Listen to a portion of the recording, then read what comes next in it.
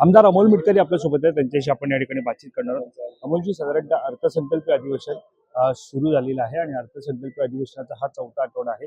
आजही आपण पाहायला गेलं तर परिषदेमध्ये या सगळ्यामध्ये अजित पवार यांच्या अपघाती निधनावरती चर्चाही होताना आपल्याला पाहायला मिळणार आहे. मात्र चर्चाही होत नाही. काय वाईट वाटतंय. काल पण मी या प्रसंगावर बोललो. काल मी सभापतींना विनंती केली, आजच्या 97च्या अंतर्गत चर्चा होणार असं सभापतींनी सांगितलं. आजही चर्चा वगळल्या गेली, त्याबद्दल मी सभापतींकडे दुःख व्यक्त केलं. उद्याच्या कामकाजात ते आणतील असं त्यांनी सांगितलं. आता उद्याची आम्ही वाट पाहतो. साधारणतः उद्याच्या कामकाजात ते आणतील असं म्हणाले आहेत, मात्र पूर्ण दिवस त्याच्यावरती चर्चा करावी अशी तुमची मागणी आहे. तसं तर शोक प्रस्तावाच्या दुसऱ्या दिवशीच स्पेशल सिटिंग घ्यायला पाहिजे होती.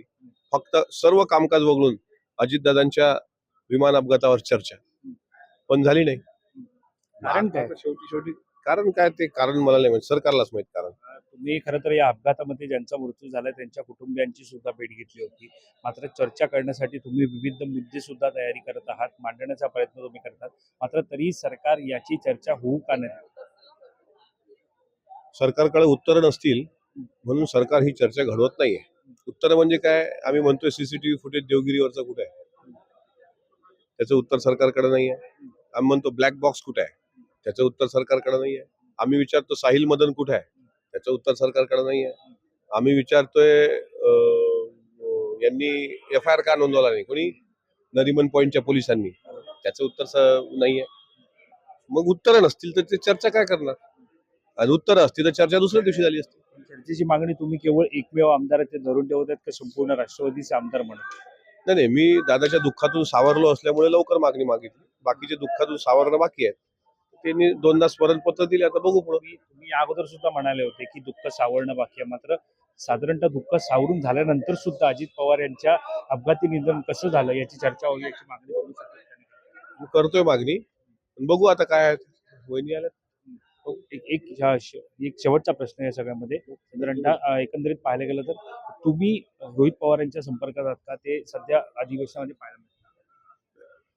मी संपर्कात नाहीये, पण त्यांच्या चांगल्या कामाला माझ्या शुभेच्छा आहेत. तर आपण पाहतो या ठिकाणी अमोल मिटकरी आहेत आणि ते आपल्याशी या ठिकाणी बातचीत करत आहेत. मुळामध्ये अजित पवार यांच्या अपघाती निधनाची साधारणतः सर्वत्र चर्चा ही होणं गरजेचं होतं. मात्र चर्चा ही अद्यापही सभागृहामध्ये होताना पाहायला मिळत नाही. आपण पुन्हा एकदा अमोल मिटकरी यांच्याकडे जाणार आहोत. मिटकरीजी, माझा पुन्हा एकदा तोच प्रश्न आहे.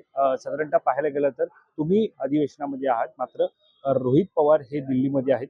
रोहित पवार यांच्यासोबत तुमचा काही संपर्क सुरू आहे का? कारण साधारणतः दोघेही तुम्ही आमदार अजित पवार यांच्या अपघाती निधनाची भूमिका मांडून तुम्ही योग्य तो न्याय त्यांना देण्याचा प्रयत्न करता.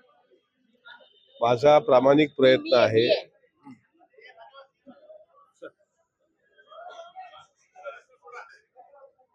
माझा प्रामाणिक प्रयत्न आहे. तो प्रयत्न म्हणजे काल मी यांच्या चॅनलवर 4 ज्येष्ठ पत्रकारांची समीक्षा ऐकली. त्यामध्ये ते म्हणतात की अमोल मिटकरी बाहेर बोलून काय अर्थ आहे, त्यांनी तो प्रयत्न विधान परिषदेत करायला पाहिजे, किंवा रोहित पवार यांनी विधानसभेत तो प्रयत्न करायला पाहिजे. पण त्यांना मला सांगायचं आहे तुमच्या माध्यमातून यांच्या चॅनलवर झालेल्या चर्चेतल्या पत्रकारांना की विधान परिषदेत आणि विधानसभेमध्ये चर्चा व्हावी याकरता आम्ही पहिल्या दिवसापासून प्रयत्न करत आहोत ना. तो अधिकार तर विधानसभा अध्यक्ष आणि विधान परिषद सभापतींचा आहे. पत्र पण दिलेत, भेटलो पण, विनंती पण केली. आम्ही प्रयत्न बाहेरच बोलतोय मीडिया समोर TRP घ्यायला, हे चुकीचं आहे तुमचं म्हणणं. तुमचं म्हणजे त्यांचं. आमचा प्रयत्न काय प्रामाणिक आहे, तो अजितदादा जिथून कुठून पाहत असतील त्यांना तो माहित आहे. चर्चा घडवून आणण्याचा अधिकार सभागृहामध्ये आम्हाला नाही. ते आदेश देण्याचे सचिवाला अधिकार हे फक्त सभापतीला आणि अध्यक्षांना आहे. ते देत नाहीत, त्याला मी काय करणार. रुलिंग झालंय चर्चेत? झालंय ना रुलिंग. मागच्याच आठवड्यात रुलिंग झालं. मान्य शिंदे साहेबांनी रुलिंग दिलं, काल निलमताईंनी रुलिंग दिलं. मग चर्चा का घडून येत नाही हे पत्रकारांनी त्यांना विचारायला पाहिजे, ज्यांनी समीक्षा करून. मला काय वाटतं याच्यामध्ये कारणं काय असू शकतं, काय चर्चा होत? मला काय वाटतं उत्तरं नाहीत ना.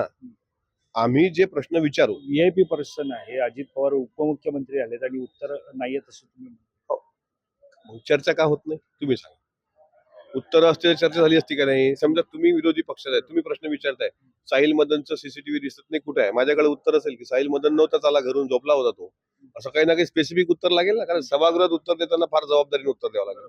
महाराष्ट्र वाट पाहणार, महाराष्ट्र विचार करणार की काय तुम्ही उत्तर देताय, त्याच्यामुळे एकतर असं दिसतंय की पूर्ण अभ्यास, पूर्ण ब्रीफिंग त्यांच्याकडे असल्याशिवाय ते काही उत्तर देणार नाही. अपेक्षा आहे तुम्हाला उत्तराची, कारण ज्या प्रकारे पाहायला गेलं तर योग्य ते उत्तर समोर येईल आणि अजित पवार यांना न्याय देता येईल. सरकारमध्ये असल्यामुळे अपेक्षा आहे. धन्यवाद सर, आमच्याशी बातचीत केल्याबद्दल. तर आपण पाहतो एकंदरीत उपमुख्यमंत्री अजित पवार यांचं अपघाती निधन जे आहे ते झालं आणि यांच्या निधनानंतर साधारणतः पाहायला गेलं तर अद्याप चर्चा ही सभागृहामध्ये होताना पाहायला मिळत नाहीये.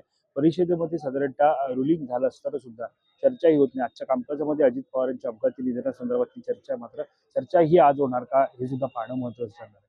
Camera person Ajay sir, Patil, Mumbai.